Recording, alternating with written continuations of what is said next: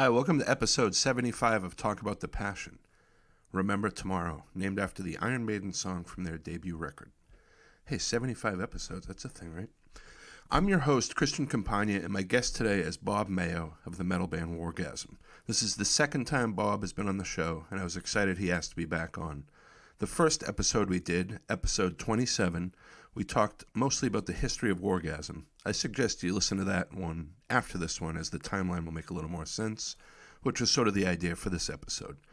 Where in the first episode we talked mostly about the history of the band, in this one we focused more on the music Bob listened to growing up. Some of the key people he was with when he discovered some of the music, early shows he saw. We pretty much start around 1978, stay there for quite a while, spend some time in 1980 with the new wave of British heavy metal, and end right up around when thrash metal was new and fresh. Thankfully, the statute of limitations is run out as Bob again tells the story where he admits he falsified information to get into the Kiss Army, which in some circles would be considered a treasonous act.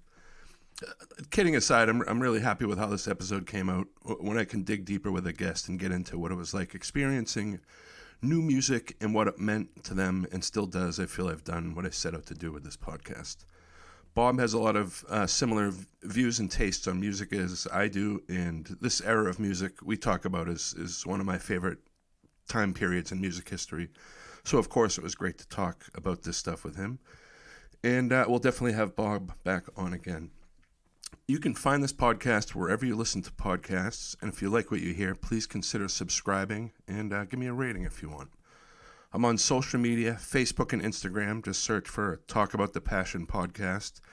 I keep those pretty up to date, and if you would like to contact me about being on an episode, you can surely contact me there.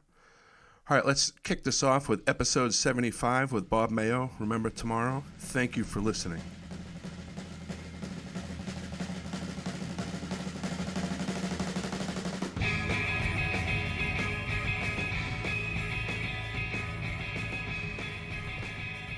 All right, well, welcome back to the show, Bob Mayo. How are you this evening?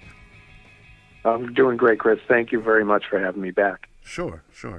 So you messaged me last week and said you had re-listened to the episode we did, and you kind of wanted to get more into pre-Wargasm stuff, because we kind of just did like a timeline of the band and touched on your time listening to music as a kid and that kind of stuff, so...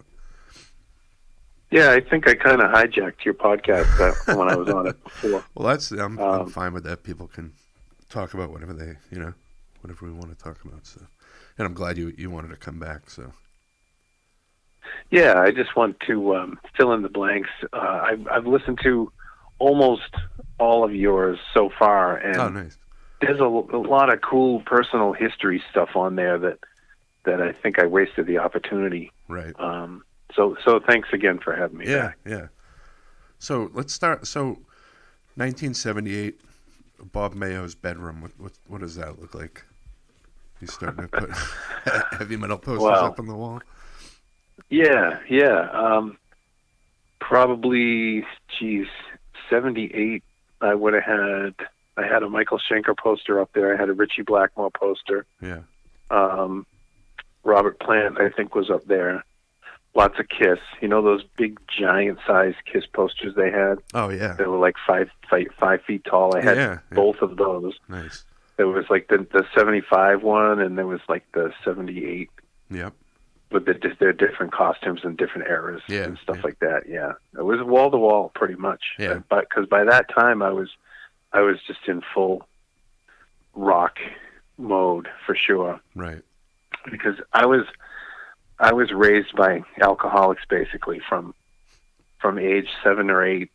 My younger years were pretty much hell. Right. And actually in my 40s I was diagnosed with PTSD based on a lot of stuff that happened back then in my youth. And music back then was really a way out. It was an escape. Yeah. I disappeared into the radio every chance I got. I literally laid in bed and just listened to the radio. Yeah. So by the mid to late 70s, that was me. That was just who I was, and my way out. Yeah, for sure. Were you doing comic books and movies and stuff like that? Were you into a lot of that stuff? Comic books, definitely comic books. The first, maybe, I guess they call it the Bronze Age now. The Bronze Age of Marvel was the 70s. Yeah. And I grew up reading that stuff. Like, I could still tell you, I could look at a picture online and tell you who drew the picture. I know the art. I know the storylines. I know all the characters. I know all this. That was basically the Bible for me before the music bug hit. My family used to have a cottage up in Maine, and we used to drive up there a couple of times every summer, and we would stop at the drugstore before that trip, and I would just grab a handful of comics and just read them up and read them back. Yeah. But yeah, and that's why Kiss was such a huge thing for me. Yeah. Because it was kind of like the combination of comic books and music. Right. Yep. And those are the two big things in my life. The two big escapes for me were both of those. Yeah. And that was just I had no choice. It was just irresistible to me just to kind of get locked into Kiss world. Yeah, especially those. But it was for a lot of people that are our age or my age. I'm probably older than you. Yeah, I'm 51. You're 50. I'm 56. Okay. Yeah, so okay. About 5 years. So our age, I guess. Yeah. A lot of people from our generation, I found this so many times in social media and just with friends I've met throughout my life too. Kiss was the gateway. Oh yeah. They were everyone's introduction into rock, and I think it was a good gateway because what it led to was really great stuff. Yeah. They were on the radio all the time back then. The Top 40 radio was crazy back then. I know, right? It was like this mixture of almost every kind of genre that there was back then could make it into the Top 40 with the right song. So just listening to the Top 40 was a great education. Yeah. And Kiss were there, along with Aerosmith and a bunch of others. So it was a great introduction. And I'm not embarrassed at all about being a huge Kiss fan back then. I still think the songs hold up, and I think they were a great rock band. Yeah. Makeup or no. Yeah. How far into their discography do you go? I pretty much cut ties after Love Gun. Yeah. Same I'm pretty hardcore. Yeah. I mean, after that, I think Dynasty was the last album that all four of the guys actually played on. After that, it's just kind of a blur of like a studio project. So who really cares? Right. It wasn't really Kiss, but I much prefer, the four guys who had a dream and worked real hard on it and made it happen. And that story is so much more interesting than the four millionaires who can't even keep it together. Yeah. That's no fun. Yeah. Now, did you find, because I remember, years later, with Kiss, the lyrics, because as a kid, I was the same. I was into comic books and Creature double feature, and that kind of stuff, and sci-fi movies. And Kiss kind of tapped into that, but more the imagery. The lyrics were all like about chicks, though. So I feel like, and this is moving ahead a little bit, not until like Iron Maiden and bands like that when it kind of connected like with songs like Phantom of the Opera and stuff like that, where the lyric themes were actually starting to be I could not relate to more, but they're just more interesting to me because that young I was. The Girls was the last thing I was thinking about once they discovered rock. Yeah, I guess if you look back at Kiss, to at least like the first 3 or 4 albums, studio albums, it's kind of a dichotomy there with the imagery didn't really match the lyrics. But when they did Destroyer, they definitely focused on the songs matching the imagery. Oh yeah. Then they really melded the two together, and that's kind of why that album stands on its own. I think it's as Bob Ezrin really set out to match the imagery there with the album, and he did a great job, and it works really well that way. But actually, I just prefer the big dumb stupid Kiss songs than the elaborate production stuff. Although Destroyer is a great record, but it's an anomaly. Yeah, it's not really Kiss. I like the riffs, Parasite and She, stuff like that. Are my right. jams. So you got to see them in February of 1978 at Providence. Yeah, right before the blizzard. Yeah. Oh yeah. Like right. 2 weeks before the blizzard. Yeah. Yeah, it was awesome. I was 14 years old. It was my first concert ever.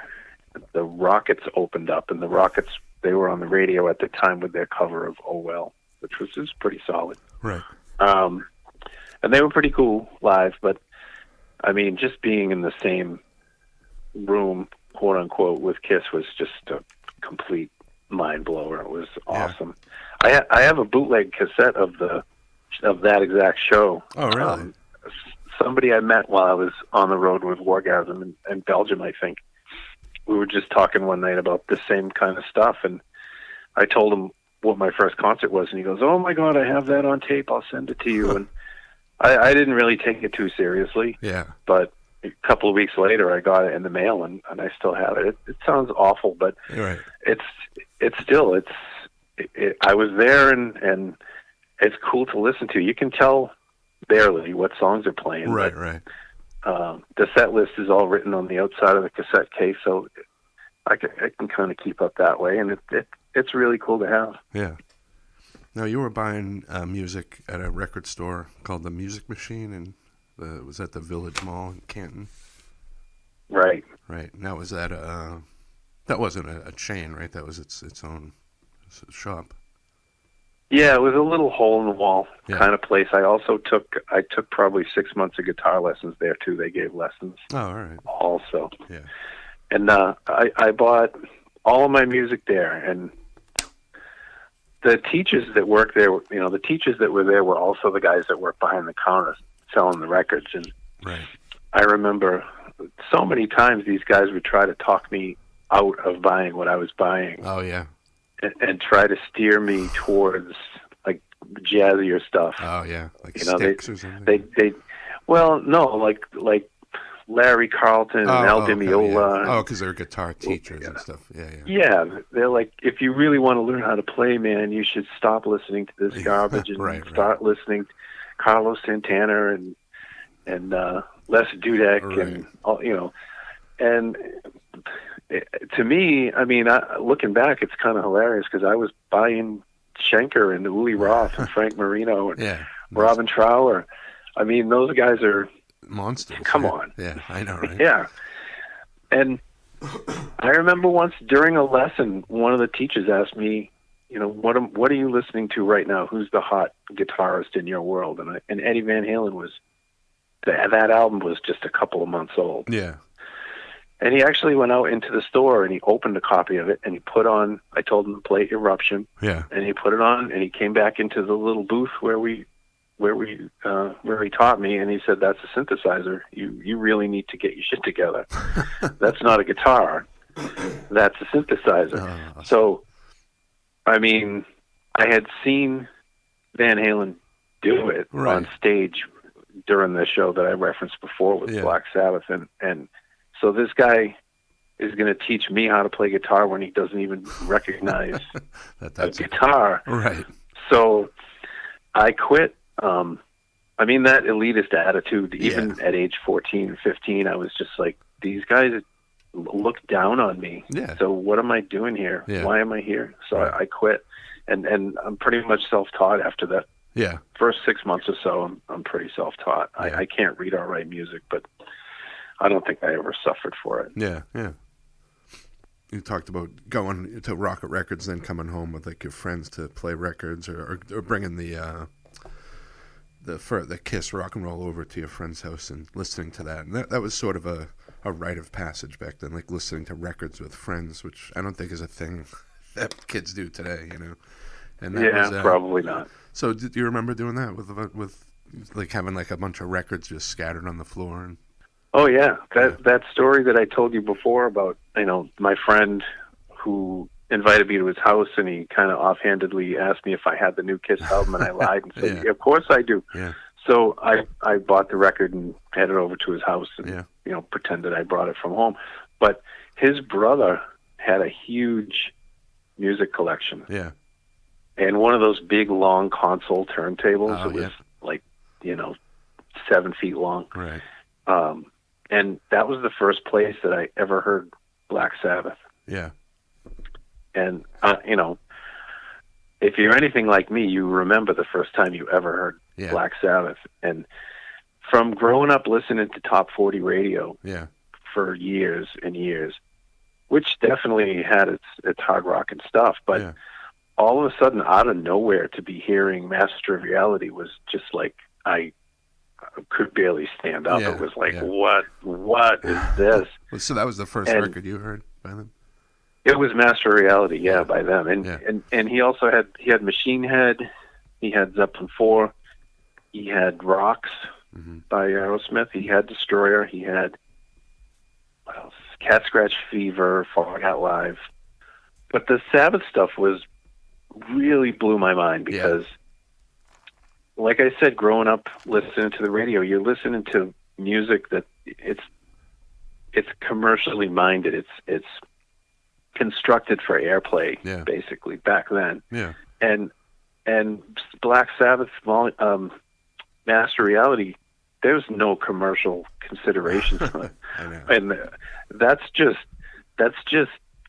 sick and twisted, and it's just its own thing. And that was like a huge eye opener for me. It really resonated with me. Plus, coming from the background that I was coming from, it really kind of sounded like I felt. Yeah. Which was huge for me too. I just kind of latched onto that. And it's funny because I became friends with this kid over Kiss. Yeah. But that one visit to his house just really opened my mind that, I thought Kiss was the only band worth listening to. Right. And of course, each musician was the best at their respective instrument on the planet. But when I left that day, I was like, wait a second. There's a lot more going on outside of Kiss than I had originally suspected. Yeah. It was just a huge mind-expanding experience. Yeah. I wanted to do nothing but listen to that Master Reality like for a week straight. I would have been happy. Yeah. And Black Sabbath, I mean, they're obviously one of the biggest rock metal bands of all time. But back then, they were kind of an outsider band, even though they were they're on a major label. But they were kind of, like you said, for outsiders, and it was more of like a thinking kids sort of band. Do you agree with that? Yeah, it was like something special. Yeah, that you were in. It wasn't like the lowest common denominator kind of thing that everybody kind of likes this. Right. It wasn't like that. You don't kind of like Sabbath. You either love it or you just don't get it at all. Yeah. So it was like being in an exclusive club, and wow. Yeah. I just want to hear that record right now. I know, after just talking about it. I was just thinking that after this, I'll probably throw that on. And then so the other thing that happened there was at his house. He also had the first Black Sabbath album. And that's what I was just going to ask you. So hearing that, I think you even mentioned that on the other episode. Was hearing the song Black Sabbath for the first time is kind of that's an event for everybody. Yeah, it's almost like why bother writing music after that? It's just, it's all done. Yeah, right there, it's all done. Yeah. And so you obviously then just moved through their catalog after that, and was that? I was buying. It was fun, like discovering all the new stuff. You could read Cream magazine, and all the bands that they made fun of were the bands that you should go check out. Yeah, because they were so cutting edge and so like pre-punk rock. They were so into like proto-punk and what became punk. Right. That they in UFO and Scorpions and Judas Priest and all that in their heyday, they just considered a joke. Yeah. But that was the stuff that completely resonated with me. Yeah. And they had a love-hate thing with Sabbath too at Cream, but some of the writers loved them and some of the writers hated them. But, that was the go-to magazine for me, because if you understood really how to read between the lines with that magazine, you that's where you went to find out what was cool. Yeah. And that's the road I went down with, basically like mid to late 70s, what we would now call hard rock, I guess, but back then it was heavy metal. Right. And I didn't even really have my own turntable then. I used to always have to borrow my sister's. I'd have to wait until she wasn't home. And go into her room and sit on her bed and listen to records, and it was not the ideal situation. Right. So you just have the one sister? Yeah, older sister. Yeah. And she was into music. She was, yeah. She was the first records I ever touched were Led Zeppelin 2. She had Dark Side of the Moon. She had a Free album. I think it was just called Free. Yeah. But yeah, she was a 70s hippie for sure. Yeah. And so Kiss is that the first show you see, the first concert? Yes. And that's February 2nd, 1978. We're just talking about that. What's it like leading up to that? Like you get the tickets at one point. How do you get tickets back then? Oh, back then at Westgate Mall in Brockton. Yeah. There was a place called Obie's Tickets. Yeah. And it wasn't like a storefront or a kiosk. It was just a door. Right. And you had to know which door. It could have been a janitor's closet or a service entrance or something. Right. You had to know which door to stand in front of and wait for Obie. Yeah. And he would walk up and down the mall with tickets sticking out of his pocket, like blocks of tickets. Right. And he would just say, Cheap Trick, Orpheum Theater, and he'd just walk up and down the mall and just recite the names and the dates of the bands and the venues and stuff, and people would just buy tickets from him. And that's where we got the tickets for the Kiss show. Huh. He was a scalper, for sure. Yeah. And we bought 5 tickets. Yeah. And when you buy 5 consecutive seats, you don't really get too close. Right. Usually you're way back up in the boondocks, but again, it didn't even matter. I could see them, and it was cool. And then I was 14, so I couldn't drive. None of us guys that went to the show were old enough to drive, so my mom had to drive us down there. Yeah. And for my mom to drive to Rhode Island, which I can still hear her now say, it's in another state. It's like 40 minutes. It's literally, it's about 40 minutes south of here. Yeah. But it was a big deal. Yeah. But it was just super cool. Like, I was so excited. It was ridiculous. We bought the tour book. I didn't have enough money to buy a T-shirt, but we bought the tour books. Yeah. And now, so I was telling you before we started recording that I kind of put together like a little timeline of stuff happening, and it's kind of interesting. That show was on the 2nd, and then the 1st, the debut Van Halen album comes out February 10th, a week later. And you had talked about on WAAF they used to play records, and sometimes before they would come out, and you accidentally recorded that first Van Halen album. Yeah, on 8-track. That's crazy. I know. I tell this story sometimes, and people don't believe that there were blank 8-track tapes, but there were. Yeah. Now. Yeah, that show on AAF was called the Friday Night Six-Pack, and they used to overnight Friday night they would play 6 albums that were coming out the following Tuesday. Huh. And that was one of the records they played, was the Van Halen album. Right. I had never heard of them, never heard anything of them, never heard the name, but woke up the next day and saw that the 8-track that was in the deck had recorded overnight. Yeah. And I just hit play and listened, and I heard, I think it was Styx. I'd have to research which Styx album this was, but I think one of them was a Styx album. Yeah, probably Pieces of 8, 78. That's what that would be my guess. Yeah. And right after that, it was the car horn at the beginning of Running with the Devil, and I was like, "Whoa, what is this?" And then it was another mind blower. That album. Yeah, it's dark and for sure. It's something about the sound of that record is real kind of dark, and I don't know. This is just something mysterious and cool about it. And hearing that the first time, you must have had your mind blown. Yeah. I definitely did, because I was, a couple of months maybe into guitar lessons. Yeah. And the year before was just nothing but Ace Frehley. And Ace Frehley's a genius in his limited world. He was very limited, but he did a lot with it. Yeah. And the solos are all memorable, and they all fit the music, and that's genius. But to go from that to listening to Eddie Van Halen was just like, what? Yeah.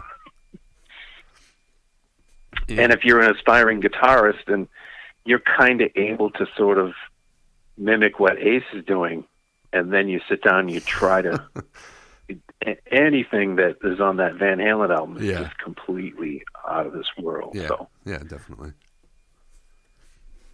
And Van Halen famously tours with Sabbath later that year in September, and apparently blows them off the stage. But going back a little, so you were obviously along for the Sabbath ride at that point. What did you think of the later records, like Sabotage and Sabbath, Bloody Sabbath, and then the last two? Sabotage is actually my favorite. Is it? Yeah. Yeah. I love Sabotage. I think it sums up pretty much all the records before it. Yeah. Yeah. And it's perfect. Yeah. It's flawless. Yeah. After that, I think that they kind of got it.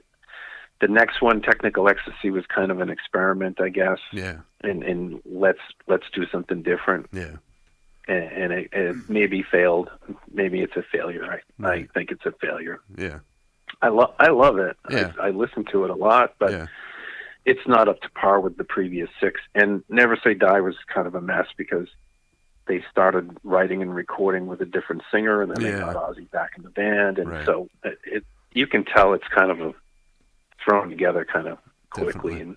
And not that great. Yeah. But even those two are better than a lot of the junk that came out afterwards with the Sabbath name on it. It's probably an unpopular opinion, but I never got past the Dio or the Gillan stuff after the Gillan album and the three Dio albums I love, the four, I guess, if you count the Heaven and Hell studio one. But I never could get into the ones, and I always thought he should have just called them Tony Iommi albums, Right. I think a lot of people would accept Born Again a lot more openly if they had changed the name of the band. Yeah, yeah. Maybe to even Born Again. That might have been a good name for them, with those guys. When I saw them when I saw Van Halen and Sabbath at the Cape Cod Coliseum, the Sabbath were. So Ozzy had already quit, and they called him back to do the 10th anniversary tour, and they finished Never Say Die. And the tour itself, I was there to see Van Halen. Yeah. That's the only reason I bought those tickets was to see Van Halen, because I was kind of let down by the two Sabbath albums. Yeah. But I stayed for Sabbath, and it was it was a disappointment. They're both obviously heavy bands. Yeah. But it really wasn't a great matchup, because they would it seemed like they were playing at like 0 miles an hour. Yeah, yeah. They were just kind of going Van through Halen emotions at that point. Yeah, Van Halen just had like 20 minutes and just completely kicked ass. They had like 3 lights and 5 amps and just destroyed. Yeah. And Sabbath came out, and it was pretty sleepy. Yeah. There's actually a quote I found from Ozzy from Circus Magazine. It says that at all of our shows on this tour, the crowds are going fucking wild. In Cape Cod the other night, September 4th, They were going fucking insane. Man, it was scary up there. We didn't expect this response. Van Halen, he said, are so good they ought to be headlining this tour. That's pretty cool, huh? Yeah. It's funny, too. You said that, and I was just thinking back to... I went to see Ozzy on... I don't even remember what tour it was, but it was Metallica was touring Master of Puppets at the time, and they were opening, and we sort of did the same thing. We were going to see them, and Ozzy came out looking like Liberace, and we stayed for 2 songs and left. But it was a similar thing, with Ozzy. Yeah, I mean, it was a brilliant move to get Van Halen on that tour because not just because they were going to be exposed to a bigger audience, but because I think anybody objectively would look at that and see what was going to happen. Yeah. Sabbath were pretty much done, and Van Halen were like the new kids that were just about to rip everything up and take over the world. Yeah. And you're also getting into Cheap Trick around this time too? Were you into them? Yeah. Like among the first maybe 10 or 12 records I ever bought, Budokan and In Color and Heaven Tonight are in that pile for sure. Yeah. I love them. I saw them in '78 too. I saw them at the Music Hall. Oh, nice. And at the Orpheum as well. I saw them, and a band called UFO opened up. Oh, wow. Yeah, it was pretty amazing. It wasn't Schenker; it was Paul Chapman, but still, they completely rocked. They were great. Huh? Was that your first time? That was a great show. You seeing UFO for the first time? That was the first time seeing Cheap Trick and UFO. Oh, wow, nice. And Cheap Trick, I was reading through your blog, and I think you had mentioned buying Budokan as like a Japanese import. It came out like a year before the U.S. version. Yeah, back in at the Music Machine, they had import albums like across the top of the back counter where you couldn't touch them, right? Because they cost like $25-$30, right? And that was Japanese only for a long time. Yeah. And I bought it there because and my lessons cost $5 a week. Yeah. This record cost $25, so yeah. It took me a little while to get the money to buy it, but I grabbed it, and then of course, within 6 months it was out for $5.77. Yeah.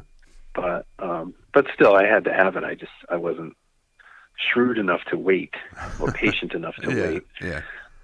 And that had new songs on it too, or songs that weren't on studio records. So that I always thought that was weird when I heard that. When I first saw that I think "Need Your Love" that ended up being on Dream Police, I think. Yeah. Yep. Ain't that a shame? And Look Out. Oh yeah. Look Out is on there too. Yeah. And that's like an outtake from their first album. Yeah. Yeah, that wasn't a thing bands did back then. So I remember thinking, like, are they allowed to have a song that's not on a record, on a live record? That's weird. Yeah, because most live records back then were like greatest hits albums, pretty much. Yeah.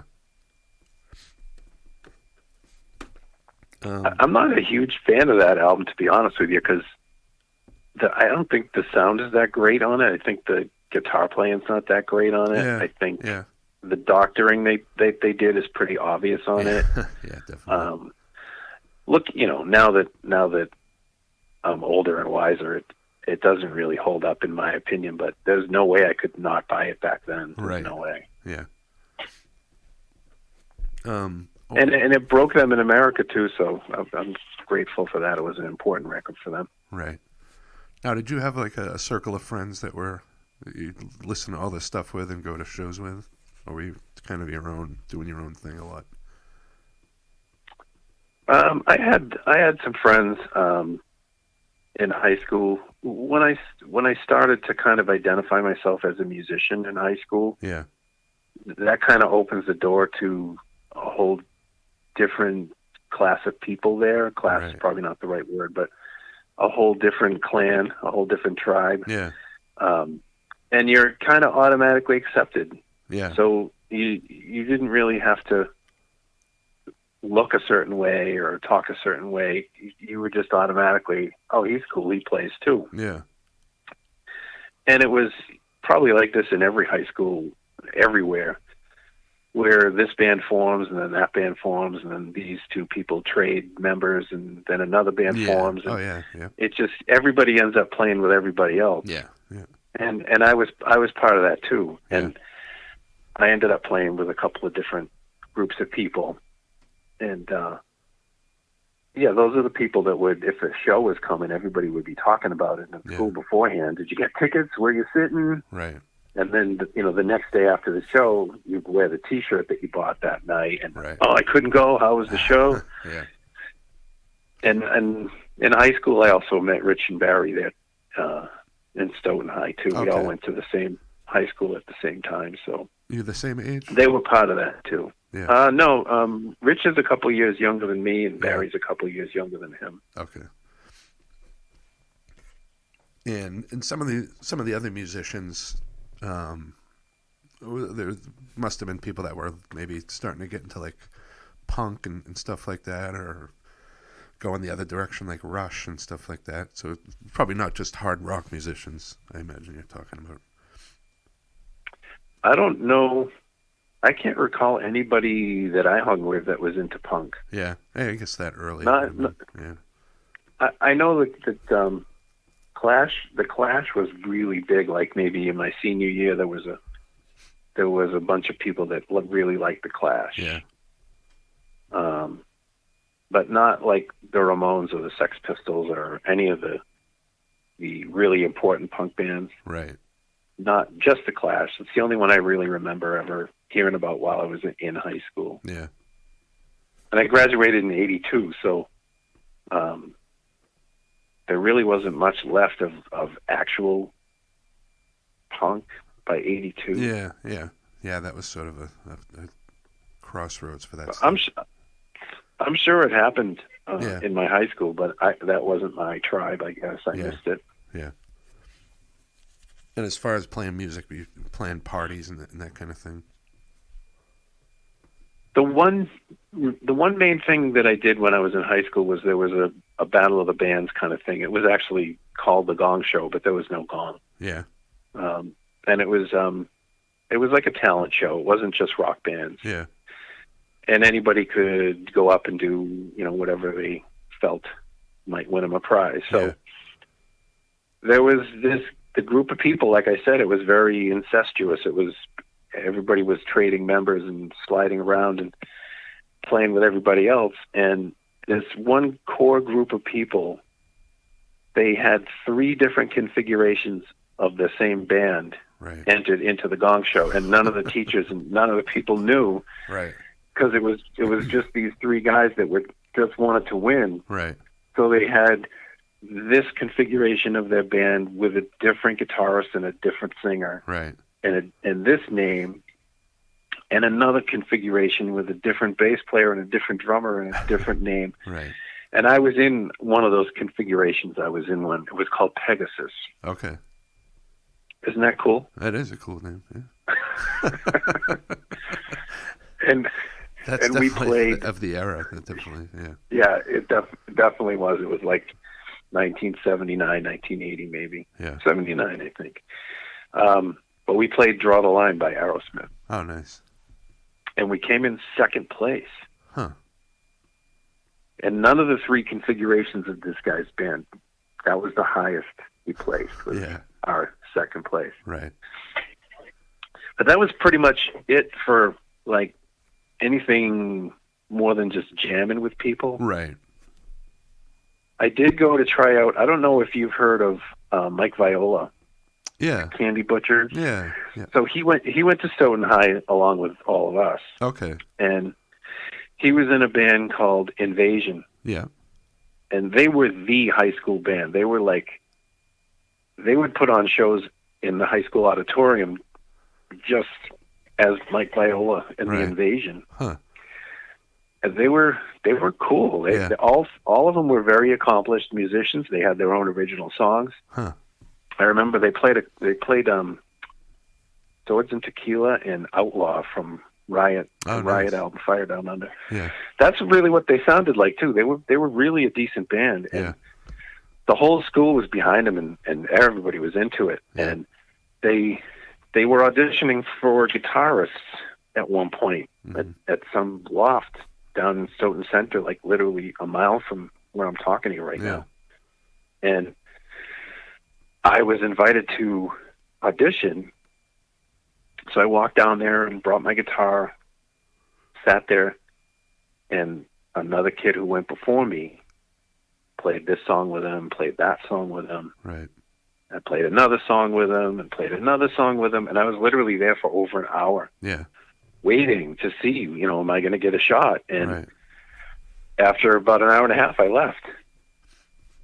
I don't think anybody wanted to turn around and tell me, hey man, we're going to go with this guy. Right. Sorry for wasting your time. They pretty much just kind of ignored me, and they were in their own little world. Yeah. I kind of got the clue, and I just packed up my shit and I left. Yeah. Yeah. But that was my brush with fame, I guess, in Stoughton. So now we get into the 80s, 1980. And you discover Rocket Records. Is that around 1980, or is that a little later? No, right around 1980, yeah, for sure. Yeah. Because I know Heaven and Hell was the huge album that was out when we started to go to Rocket. I remember listening to that a lot on that road trip. Yeah, that's a question. I've a friend of mine and I are thinking of doing some episodes of this where we talk about when bands either change a key member or change their sound, like a key change in their sound or something like that. But one of the things we wanted to do was talk to people that were actually fans of the band when that happened. So when Black Sabbath got Ronnie Dio, how did you feel about that when you first heard that he was going to be the singer? I thought I had Rainbow's live album, and I had Rising and Long Live Rock and Roll, and Ronnie Dio is obviously awesome. Yeah. So as far as an idea goes, I was all for it. Yeah. And then when you hear Heaven and Hell for the first time, especially hearing it after Never Say Die, it's like you're okay. I'm on board. I'm in. I'm in immediately. It totally worked. And the next album was I prefer Mob Rules to Heaven and Hell. Yeah. I think both of those albums are great. Yeah. So that was genius. Yeah. That was totally genius. Yeah. How did you think definitely worked him singing the Aussie songs? It's kind of it's interesting, like some of them. Yeah, it's interesting. His whole approach to singing in general is completely different. Never mind his vocal ability. Yeah. But I prefer to hear Ozzy sing the Ozzy songs and Dio sing the Dio songs. Yeah. Well, what are you gonna do? Yeah. I just picked up the two reissues that they put out of those two records. So they look like they did a pretty good job on those, and I wanted the Mob Rules version of the heavy metal version of Mob Rules they have on there. Well, you have to have both. Yeah, you got to have both. Exactly. So 1980 happens, and you go up to Rocket Records, and now you're discovering the new wave of British heavy metal and stuff like that. Yeah, that was awesome. That was right around the time when I started to play with Rich and Barry. Yeah. And they were part of a clan that would climb in the truck and drive up to Saugus. Yeah. And God, we were buying the singles that they had there in those bins. I can't even believe, looking back. Yeah. I can't believe they had what they had there. How did they get that right. stuff? I still have like the first 3 Raven 7-inches. I still have all the Tank 7-inches. I still have. Yeah. Tigers of Pantang, Angel Witch 45s, just crazy stuff. Yeah. And you couldn't leave that place with an extra nickel in your pocket. I know, right? Yeah. I mean, I couldn't believe it. Yeah. And that at that time, with the new wave of British heavy metal, everything was good because it was such a fresh sound and vibe that regardless, you could just take such a chance on this band's name sounds cool, so you know what, I'm going to buy it. Yeah. Yeah, Saxon. And it was cool. How is Saxon not yeah. going to be good? Exactly. And it was good. So, yeah. So you couldn't go wrong. Yeah. There was a nice, like a golden year there where everything was just incredible. Yeah. It was so exciting. Yeah. But that, just like any other musical movement, it starts out really fresh and exciting, and then they start getting a little bit more like, well, we're going to make a living at this. We have to be on the radio, or we have to break America. We have to get on MTV. Yeah. And it was really disappointing how fast that kind of fizzled out. Yeah, yeah. And you had mentioned Saxon, and even Motorhead was played on WBCN around that time, which was pretty mind-blowing to think that was played on that station, Yeah, they took huge chances on that station. What a treasure that station was. Yeah. Right in the middle of the day, the chase is better than the catch. Yeah. And in the middle of the day, Motorcycle Man by Saxon. And they used to play Only You Can Rock Me by UFO. Oh, wow. She Keeps No Secrets by Angel City. Yeah. They played some really cool stuff and took real chances there. Yeah. They probably only played it once, but they at least took a shot. Yeah. And so a lot of this, stuff is influenced by sort of some of it by punk music and some of it just by, it's a little more not personal, but were you able to connect to this stuff a little more? It was a little more angry too. Well, this is when I was first playing in a band situation. So, we could go back and we could play Smoke on the Water, or we could play Train Kept a Rollin'. Right. We could play all that 70s stuff, but this stuff like Phantom of the Opera and Killers and Angel Witch and Raven, even, Raven was nuts. Yeah. And trying to play that stuff, it was really physical stuff, and you really had to dig in and work, and that was really exciting. So just purely musicianship-wise, it was much more fun to play than playing the bass line of Smoke on the Water. Right, no offense to Roger Glover, but right. It was a different world. As a musician, it was a real challenge, and if you could master that stuff, it was really rewarding that way. Yeah. The same thing with Thrash, which was right around the corner. When you could play a passable cover of the Four Horsemen, you were like, wow. Yeah. That was really something. Yeah. And you were talking about a friend worked at a record store and would give you these catalogs from Gem Distribution. So I remember that's when I worked at Rocket Records years later. We would get those, and that's where we would order a lot of stuff from. Yeah, and a lot of the stuff wasn't released domestically. Yeah. So it was already out over there. Right. And I remember No Sleep Till Hammersmith. I remember seeing the solicitation from Gem on No Sleep Till Hammersmith, and just knowing that there was a live Motorhead record out somewhere on Earth, but not in America. Right. You can't buy it in America. Yeah. It was just like the collector in me was just like ballistic. Like, I have to have this. I have to get it.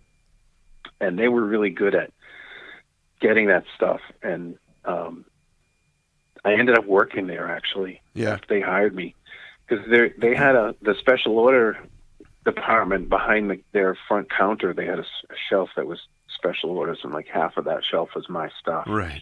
Yeah. And they all knew my name, and they all saw me a couple times a week. And right when I graduated high school, I got a job there. Yeah.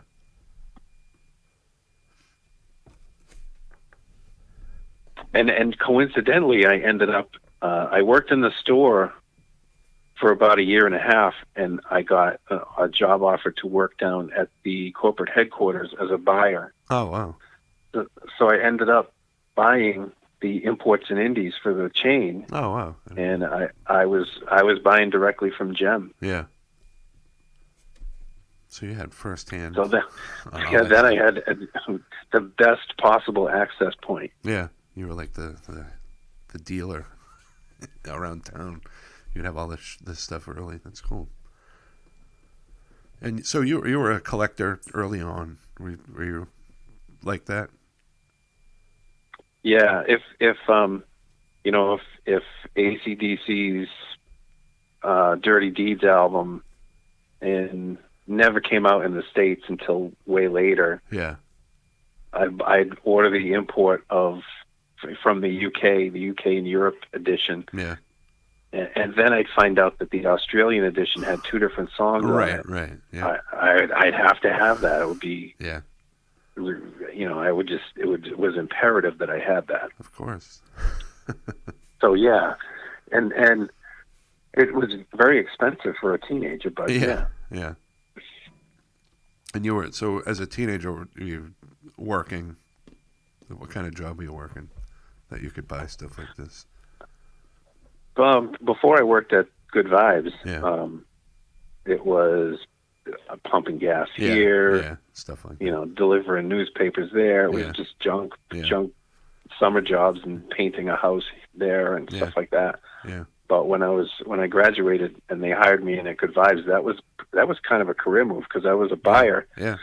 And I worked I had an office and a desk and all that fun stuff. I had a phone. Wow. I was there till they sold to Transworld, which was Record Town and Tape World, and eventually they became FYE. Oh, okay, yeah. They sold their entire company, 8 stores and 8 stores worth of inventory. Wow. And they offered me a job in Albany. Yeah.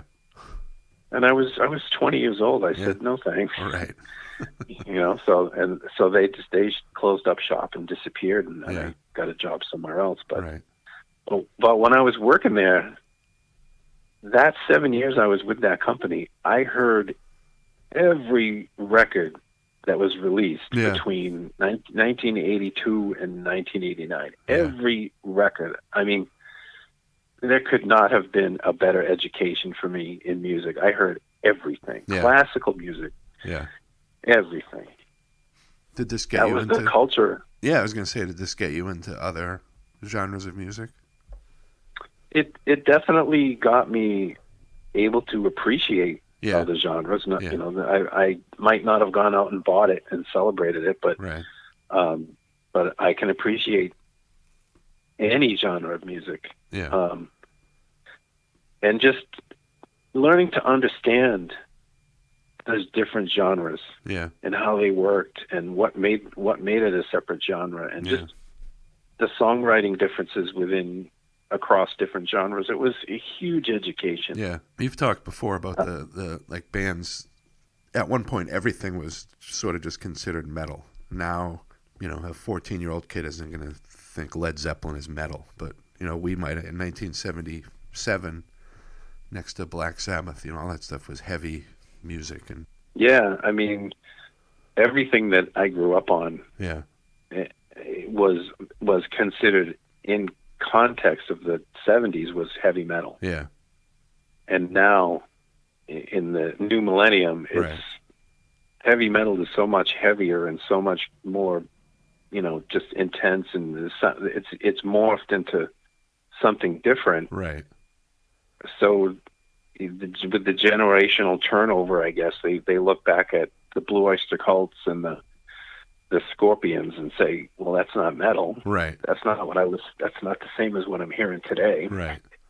So, and I resisted that for a while, but it kind of makes sense to me now that it's hard. There's rock, there's hard rock, there's heavy metal, and there's metal. Yeah. But I try not to get too crazy with the subgenre tags. It's kind of ridiculous. Yeah. I kind of keep it to myself a lot of times.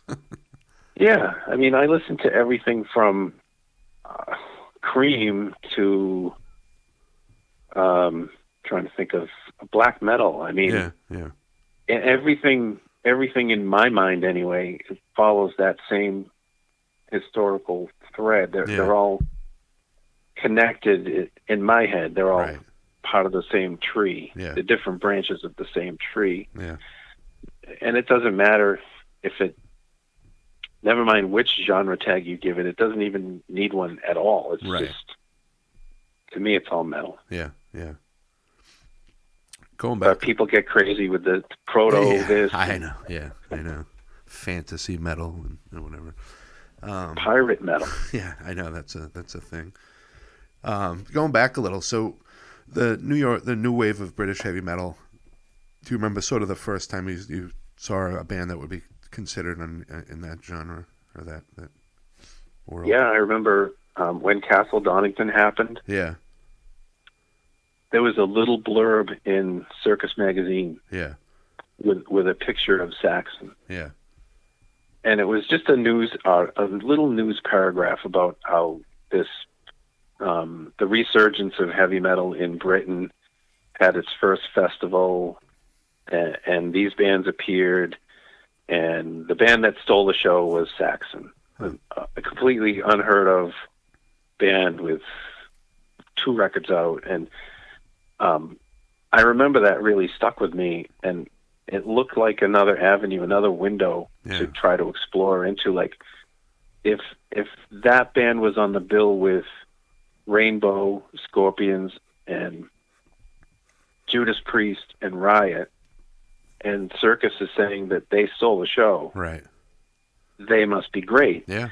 And if they're part of this new movement, the new wave of British heavy metal, that is definitely something I have to look into. Yeah.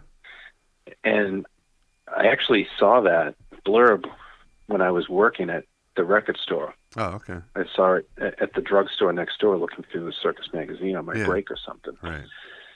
So I just dove right into that, and I looked up in the GEM catalog every reference to New Wave of British Heavy Metal I could find, the acronym. And I actually got the Castle Donington album first. And the Saxon songs on there, they sound like shit, but you could tell the band just completely rocks. Yeah. And that's right around the same time we started to go to Rocket. I forget who. Crocus was a big one. Accept was a big one. But somebody found, I don't know how we found it. We might have found it from Tony Berardini. Yeah. On his Heavy Metal from Hell show on BCN. Right. Yeah. Because it was sponsored by Rocket Records. Yeah. Somebody probably had the great idea, hey, jump in the truck, road trip, let's go to Saugus and check this place out. Yeah. And that was right around that same time. So the first one I had ever heard was definitely Saxon. Yeah. I think the first record that I bought that could be considered new wave of British heavy metal was Killers. Yeah. Okay. By Maiden. Yeah. And what an introduction. Yeah, I know, right? That album was just like, intense. Yeah, I like that one better than the first one. Some people like the first one better, but I think Killers is the better of those two, definitely. I think it's the best, maybe the best, that or Power Slave. Yeah, but because they had that punk rock aggression, intensity back then. They were in your face, and it was immediate and just bang, bang, bang, and it kind of lost that early on. I think. I think Number of the Beast is kind of overrated. Yeah. Okay. But if you follow the new wave of British heavy metal, like every stupid record that came out in that whole 3 or 4 year period, it kind of went sour pretty quick. Yeah. It was a short-lived. Explosion. And I think the best records were the debuts, and then after that, it was like the record companies got a hold of everybody, and they wanted. It was just a feeding frenzy. Yeah. And it was over quick. There's a lot of great records, but it was over quick. Yeah. Now, were those bands coming to? Did you go see Maiden early on? Yeah, I saw at the Orpheum again. Yeah. Judas Priest on their Point of Entry tour. Oh, and, Maiden on the Killers tour opened up. That's crazy. So that was a show. Yeah. I mean, you had Maiden, Young and Hungry Maiden with Paul Di'Anno. Yeah. And Clive Burr touring Killers. Yeah. Very much like Van Halen came out and just tore everyone's face off. Yeah, I bet. And then Priest, even though Point of Entry is kind of a questionable album, they were great. Yeah. They were awesome. Yeah. And no, this kind of stuff, this sort of angrier stuff, was this sort of coinciding too with like your home life at this point? Because now you're almost through high school at this point, and things getting worse at home? Is this music helping that at all? Yeah. It helped me a lot in high school because I found friends that way. Yeah. It helped me sort of find a new family, which was the band. Yeah. Yeah. And it was kind of a channel to release, like a release valve to let all this out. And that's why I enjoyed the physicality of playing this music was kind of cathartic. It was kind of a release. Yeah. I'm sure you've heard that from a lot of punk bands, that just the act of playing this raw, aggressive stuff is just kind of cleansing. Yeah, oh, definitely. Yeah. And the next step, definitely after Sabbath, was the new wave of British heavy metal, and then, like I said before, thrash was it. Yeah. Thrash was the next logical step. Yeah, yeah. In the uptick in the speed and the aggression and just the physical work that you had to put into playing the songs was ridiculous. Yeah. Yeah. So who were some? I was gonna say, who was some of the early thrash stuff when that started happening? Was that through tape trading? Is that how you found some of those bands? Yeah. We did our first demo, the Maniac demo. Yeah. In early '86, but we were involved in the trading culture before that. Yeah. And the first, I guess the first thrash, pure thrash record we all heard was Kill 'Em All. Mm-hmm. And it was, Barry is the one who brought that one home, and that was him taking a chance. Yeah. He saw the cover, he saw the name, and was like, well, they must be cool. Yeah. And Rich and I were skeptical first. We heard it 1,000 times because Barry played it nonstop in his boombox. Yeah. And we were skeptical because it was so simple. Right. It was so, I don't want to say primitive, because it was really technically precise. Yeah. But there was a certain kind of primitive mindset on that record. Kind of one-dimensional even, you might say. Yeah. I mean, especially when you compare it to their next two albums. But right. But it took us a while to get into it. And when we saw them at the Rat with Raven. Okay. And that's when Rich and I got on board. We were like, they were great. Yeah. They were awesome. Right. They just, no bullshit, no pretense, no act, no posing, just balls out, like this or fuck off. Yeah. And they delivered it. It was awesome. Yeah. They were really great.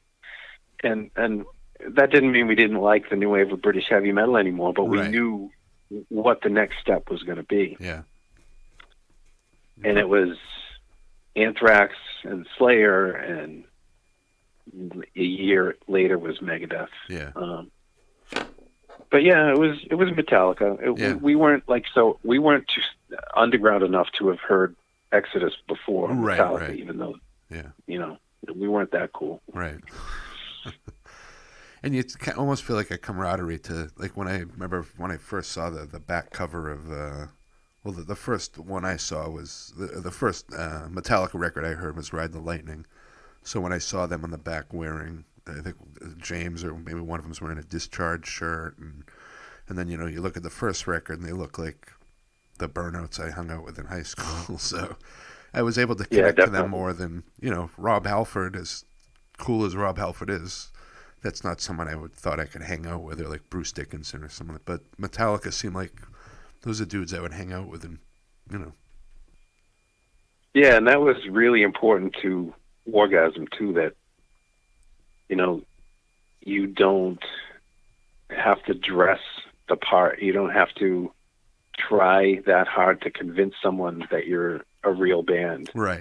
You just have to go out and you just have to deliver the music like you mean it. Yeah. That's all you have to do. You don't need to buy the spandex, the striped spandex and the wristbands and all that junk. Yeah. That's not going to convince anybody worth convincing. It's just the music is what's going to convince. That's what would convince me. And it did. When I saw him at the Rat, I was completely sold. Yeah. So that was a huge influence on us. Yeah. In that world, thrash. Do you think the same thing with like the new wave of British heavy metal? Did that have a sort of a short period for you? That was sort of like the wheelhouse of that stuff. Yeah. Yeah. Yeah, I think so. Yeah. I think what gave that more staying power was the underground bands that kept coming out even after like the big four got signed by the majors, and they got on MTV and they were the household names, but you still had a lot of people way down in the underground and a lot of bands that kept coming out and had no interest in being number 5 in the big 5. You know, the underground had established itself as an underground, and it was going to stay underground. Yeah. And there was still a lot of great music coming out of there. Yeah. That didn't happen with the new wave of British heavy metal. Everybody wanted to break in America, and they all made those compromises and concessions, and that's how it collapsed. But thrash, I think, the big four went through their flirting with the charts and MTV and all that. And I think really they were the short-lived phenomenon. They're the ones who lost the credibility really early. Yeah, yeah. Well, if they just had stayed in the underground with all the other truly underground bands, they would have retained their credibility. They may not have had the 40-year careers that they've had, but they would have retained the credibility for sure. Yeah.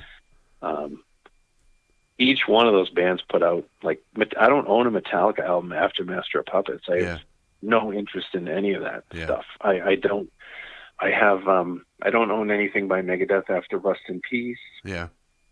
I think I have those 3 Slayer albums. Yeah. The Rick Rugen Slayer albums. Yeah. And I have Spreading the Disease. Yeah. That's my favorite. Persistence of Time. Yeah. That's it. Yeah. You know, just that's it. Yeah. Yeah, that's sort of the golden era right there. Yeah, I think you can see the pattern once you're our age. Haha. You can look down and when a new, fresh, exciting genre pops up. Yeah. It's cool for a short time. Yeah. When it's real, and then it becomes a business, and the majors get involved, and they want to exploit it, and they sign a bunch of bands that they think are gonna be as good as the core of bands, and they're not. Yeah, it gets diluted because there's 63 bands doing the same thing. And full disclosure, the guy who signed Wargasm to Profile, he said every record company in the world wants their own Metallica. Right. Because they're in the top 40 without a single, without a video. Yeah.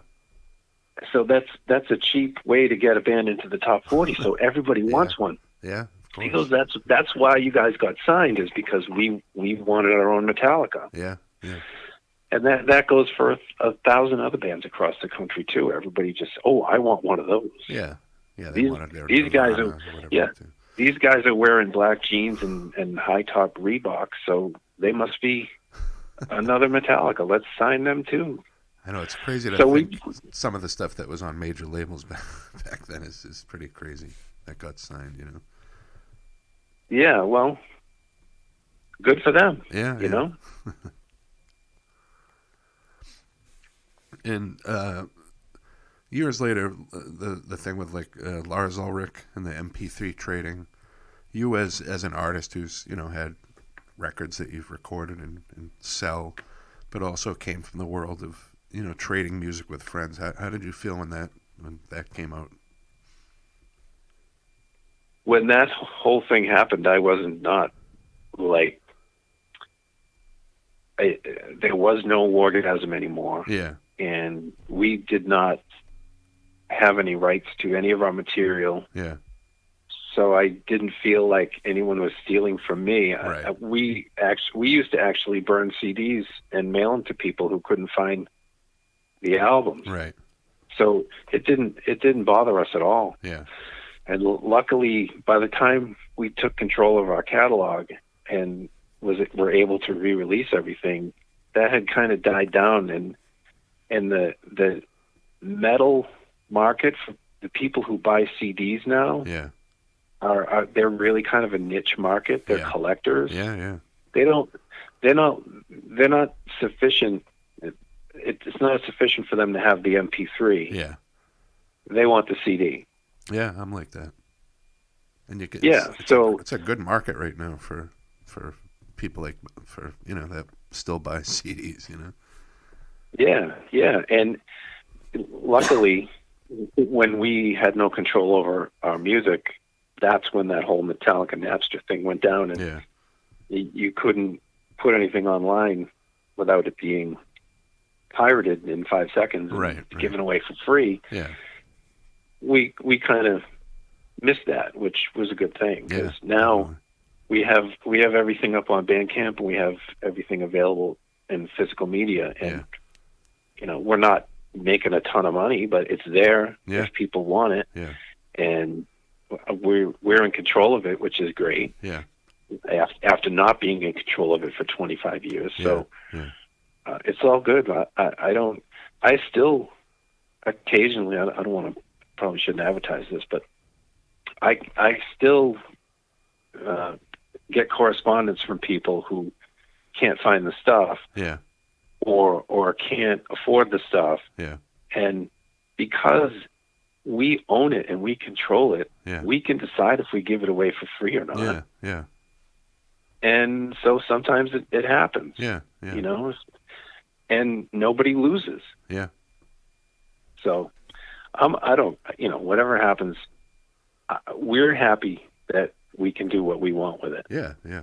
After all these years. Of course. And the fact that people want to listen to your band, that's going to be a great feeling coming from, these two guys you've known since high school that sort of took this musical journey throughout all these years, and now people are celebrating your music still in 2021. So it's going to be a great feeling.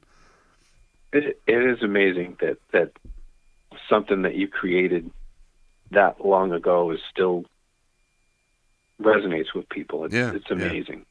Stuff on the Maniac demo ended up being Wargasm songs, right? Not all of it, but most of it. And as someone who's done, you do a lot of collecting, as you said, and so the job you've done on the reissues, I think, is really cool. And I always thought, because of you being like a diehard music fan, that sort of informed, how nice of a job you've done on the reissues. So it's pretty cool. Thanks for that. Yeah. That's nice to hear. And it definitely comes from, now that we're in control of it, we can make it as good as we want it to be. Yeah, exactly. It's not just a blank. And I remember, so when we got so we're all working at Good Vibrations. And Rich and Barry worked in the warehouse. And we were all in the building the day that the Profile album came in to the warehouse. And everybody gathered around to open up the box, and we all, we're all passing the records around, and the CDs came in the long boxes, and the cassettes came in. And that was the first time we'd ever seen the actual copies of the record. And I remember opening up the cassette, and the card, the insert in the cassette was on the inside of it was completely black.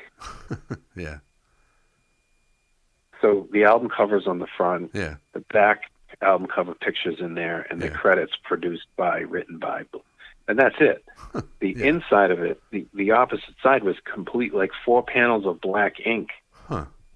And we couldn't do anything about that. But 30 years later, when we put our own version of it out, you can bet I'm going to take all the time and put all the effort necessary into correcting that mistake. And making it the best possible release that I can do. So nobody even remembers the original one. This is the definitive one. Collectors buy and sell those original Profile versions on eBay and and Discogs and stuff for a lot of money. Yeah. And that's cool. Yeah. That's fine. Yeah. But, packaging wise, presentation wise, it's garbage. Yeah. Yeah. I know. I still have my the same copy of Why Play Around that I bought probably in whenever it came out. I have the Gasm tape, and I think I have almost everything, but that's the only of the demos that you guys have put out. That's the only tape I have.